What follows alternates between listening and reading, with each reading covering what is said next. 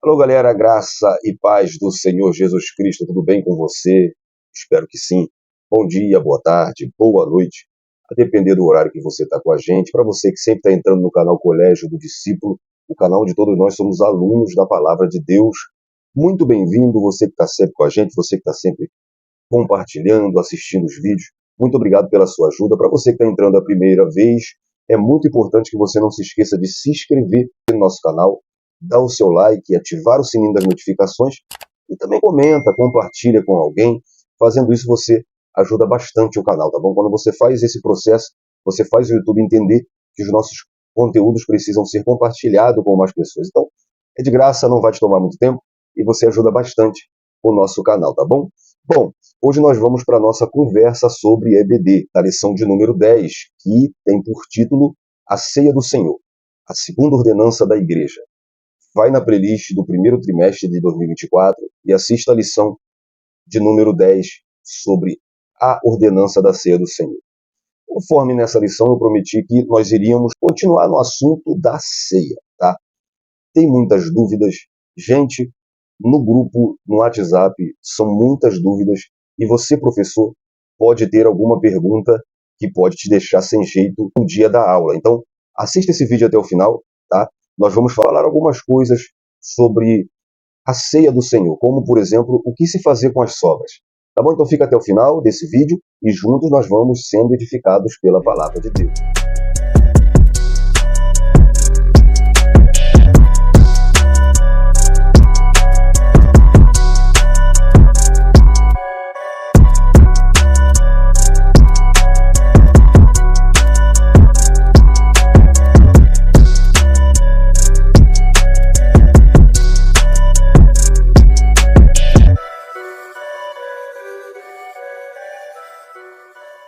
O cálice era com vinho fermentado, alcoólico, ou não? O cálice era comum ou individual? Bom, nós que somos pentecostais, somos assembleanos, a maioria, nós estamos acostumados com cálice individual, mas existe sim denominações que usa-se o cálice comum, ou seja, todo mundo bebe do mesmo cálice. Existe a Igreja Católica também, que só o padre que bebe do suco de uva. Acredite. E o que fazer com o que sobra? Se não tiver pão e suco de uva, eu posso usar outro elemento? Quantas e quantas vezes seria o correto para se praticar o ato da ceia? Há umas dúvidas assim que nós vamos tirar aqui hoje na nossa conversa sobre EBD. Primeiro eu quero falar sobre algumas discussões quanto ao cálice. Há duas discussões, né, a respeito do cálice do Senhor. Uma é quanto à definição do símbolo do sangue de Cristo. Se o vinho é fermentado ou se é apenas o suco de uva. E da mesma maneira é extraído da mesma fruta, né, da uva. Então, a outra questão é a que diz respeito à forma de servir a bebida, em cálice individual ou em cálice comum. Bom, então vamos falar um pouquinho da química do suco. O vinho, o uso do vinho para se representar o sangue de Cristo tem levantado algumas questões entre o povo de Deus. O príncipe dos pregadores, Charles Spurgeon, pregador britânico do século XIX, ele dizia que o correto seria servir a ceia do Senhor com suco de uva não fermentado, com base no termo grego, ampelos, que é fruto da vide. Mas como então os crentes de Corinto ficavam embriagados com suco de uva? Na festa de Caná, da Galileia, Jesus transformou água em vinho, correto? Ninguém mais perceberia a diferença. No entanto, todos notaram que o vinho era melhor, lá em João 2,20. Que vinho era aquele? Era um suco de uva ou era um vinho alcoólico? E quanto ao cálice usado por Jesus para instituir a ceia? Era um vinho fermentado ou era um mero suco de uva? Quando nós vamos para o termo vinho fermentado, a palavra grega oinos, o suco de uva, que é o vinho não fermentado, ele não pode ser chamado de vinho, mas o vinho pode ser chamado de suco de uva. Vou dar uma explicação que o Dr. Odgay explica. O vinho da Bíblia era um produto manufaturado. Não era o suco da uva como existe no fruto, mas aquele suco submetido a um processo de fermentação que assegurava sua preservação e lhe dava as qualidades a ele atribuídas nas Escrituras. Nos dias de Jesus, gente, obviamente se usava um vinho fermentado, não apenas para a celebração da ceia, mas também na Páscoa, nas refeições, em família. Ninguém precisa fazer uma teologia nova, a dar uma nova forma, dar um novo tom de esclarecimento, para tentar colocar um pouquinho, dar um tom mais discreto à instrução de Jesus. Nós precisamos aceitar as coisas das quais elas são. Precisamos entender que o fato das escrituras trazerem informação quanto à moderação na ingestão de qualquer bebida alcoólica não altera fatos históricos. Mesmo porque o uso do vinho em Israel era tão comum quanto o é ainda hoje, não só lá, mas também nos países europeus. O vinho é alimento e, portanto, é tomado durante as refeições normalmente e não fora delas. Então, na Idade Média, passou-se a amenizar o teor alcoólico do vinho, misturando a ele uma porção de água. Hoje, muitas igrejas, diria a maioria, dão preferência ao suco de uva sem fermento, ou seja, não alcoólico, o que parece ser uma medida sábia e cautelosa. Por quê? Porque o vinho fermentado aguça os alcoólatras. Vício é uma coisa que você o desperta se praticar ou chegar apenas perto de praticar. A Associação dos Alcoólatras Anônimos e a organização internacional que realiza um excelente trabalho anti-alcoólico, com dependentes de álcool, eles indicam que eles nem mesmo tomarem água num copo que tenha sido usado para beber bebida alcoólica. A sensibilidade do alcoólatra é tão aguçado pelo álcool que até inconscientemente ele é despertado a voltar a beber por uma ligação ainda que tão indireta quanto essa. Então, uma medida sábia, além de trazer escândalo. Entre as perseguições, a igreja foi acusada, por exemplo, de canibalismo, porque se ouvia falar que comia do corpo e bebia do sangue de Jesus. E se a igreja hoje, algumas, bem poucas, usam vinho fermentado, mas são tão poucas conhecidas que não gera esse escândalo todo. Mas se, por exemplo, a Assembleia de Deus, que é uma igreja que tem em todo lugar, que é muito conhecida, é muito visitada por pessoas não cristãs, e se nós usássemos um vinho alcoólico, será que isso traria escândalo e daria motivos para que se falassem da gente? Claro que sim. Então também evita o escândalo. Agora, o cálice era comum ou individual?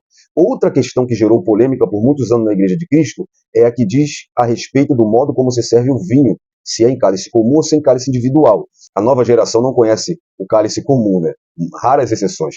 Mas ainda entre algumas denominações históricas, como por exemplo a Igreja Episcopal, tá? Ela pratica ainda a ceia do Senhor com o cálice comum. O que é o cálice comum? Trata-se de uma única taça, tá? Da qual todos bebem. A rainha da Inglaterra, quando era viva, ela tomava a ceia em cálice comum. O diácono oferece a taça e depois que a pessoa tomou a sua porção, ele discretamente limpa com uma toalha o local que a pessoa pôs a boca e logo em seguida oferece na mesma taça para outro. E assim sucessivamente, até que toda a congregação tome do cálice. O uso do cálice comum traz consigo mais representações pertinentes ao ato, que é de comunhão. Um cálice para todos, porque na fala de Jesus o cálice aparece no singular, né, e não no plural. Por essa razão, essas igrejas adotam o cálice comum. O problema é que é um pouco anti-higiênico, tá? Para amenizar esse problema, as igrejas episcopais usam um cálice de prata, porque a prata é um material não transmissor de micróbio. Essa prática, embora defendida radicalmente por alguns, causam sempre algum desconforto, principalmente a quem fica por último, imagina. O uso do cálice individual, no entanto, não diminuiu a importância da ceia do Senhor. Além de mais higiênico, é também mais prático, principalmente em igrejas onde o número de membros é muito grande.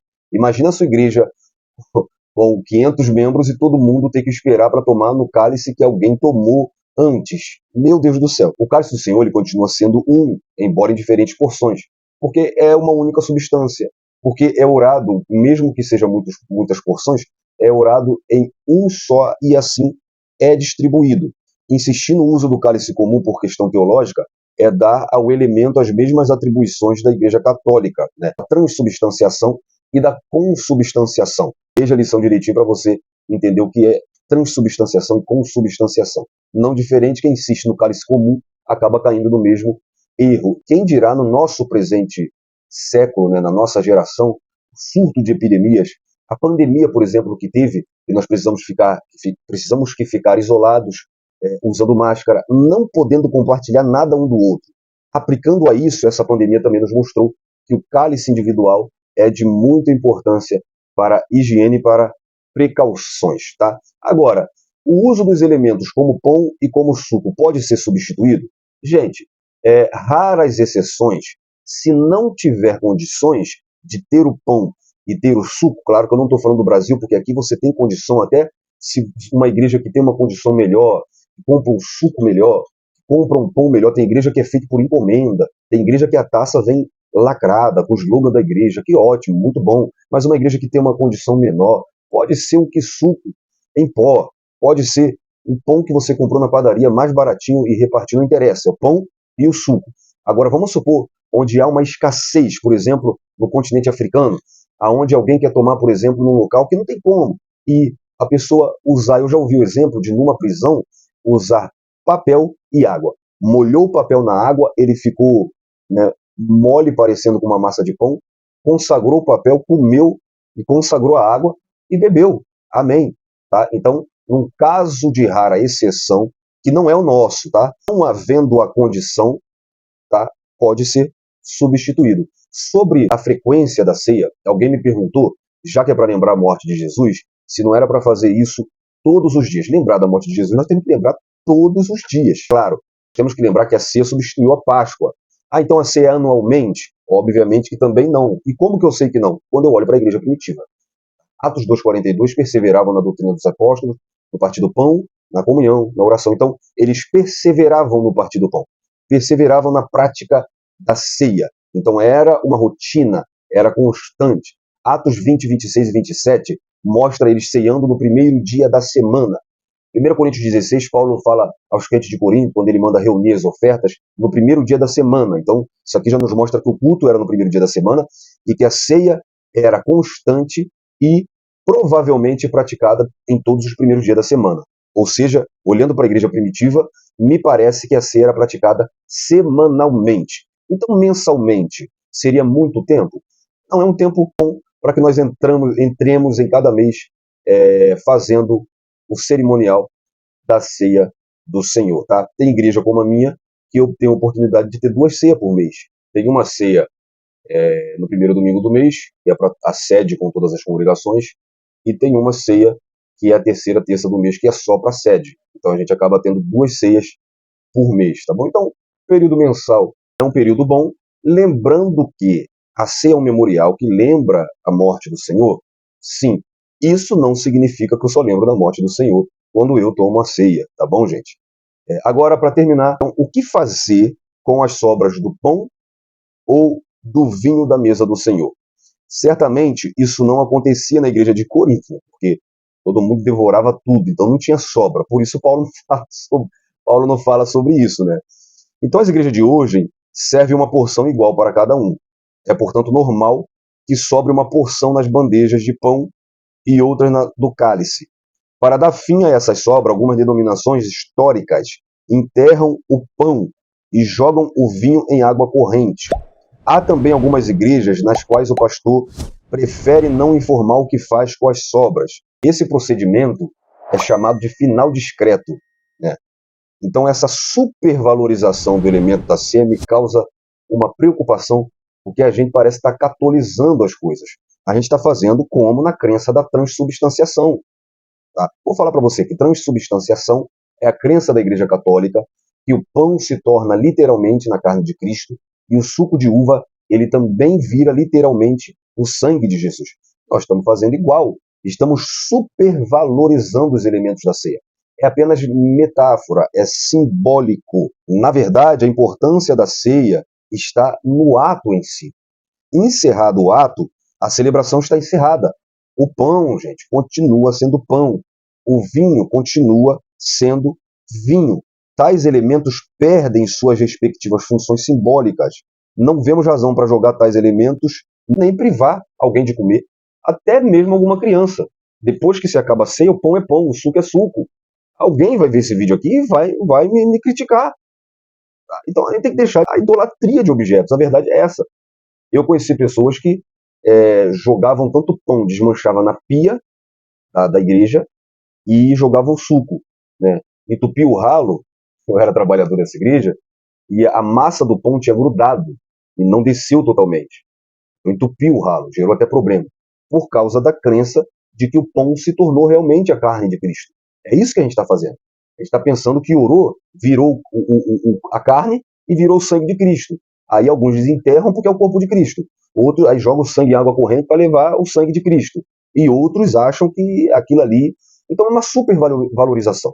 Acabamos idolatrando os objetos. Então, gente, acabou a ceia? Pão é pão, suco é suco, e não deixou de ser, tá bom? Querido, eu espero ter lhe ajudado. Muito obrigado por ficar até o final desse vídeo. Deus abençoe sua vida e até o próximo vídeo.